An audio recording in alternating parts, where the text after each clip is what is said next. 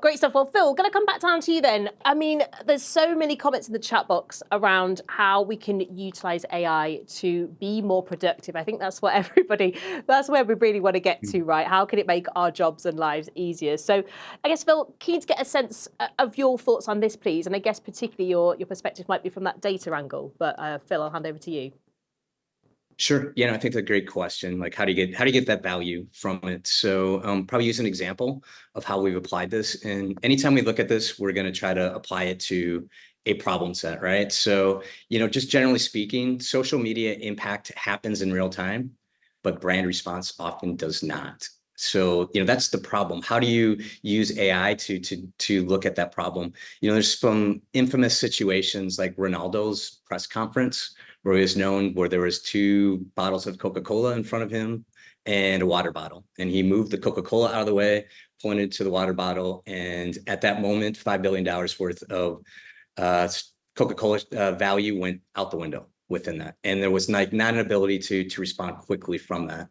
Kylie Jenner makes a post, on Twitter, and all of a sudden 3% of Snapchat's value goes down. So there's lots of situations. So taking a look at that, how do you use AI to address it? And there's like two components that I would say.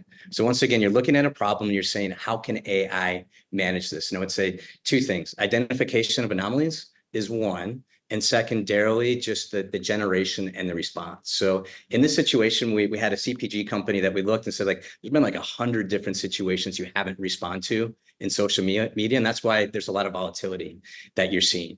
So what we did is we actually put together a solution that would use AI for anomaly detection anytime there was something outside the bounds that they needed to respond to it. It actually created an alert and actually put all the information around the context of that and sent it to another AI solution, which is responsible for the response. This gets into the generation process of it.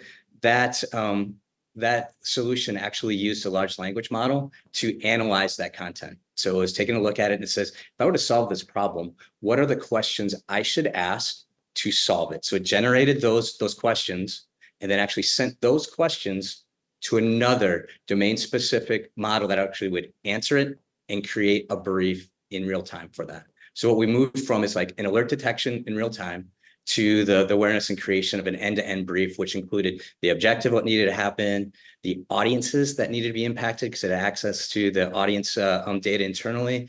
It knew like what content, generally speaking, needed to be made and what channels to engage with that specific content, the metrics for success. And it would create, initial prompts for content generation as well as some starter content that the teams could actually go to do and respond to it. So no more was the fact that, hey, this happened, we can't get this out because there's 30 days for us to create a campaign. It sped up the process and made it more effective, but it's using those tasks or capabilities that AI is good at applied to a problem. Great advice. Thank you so much, Phil.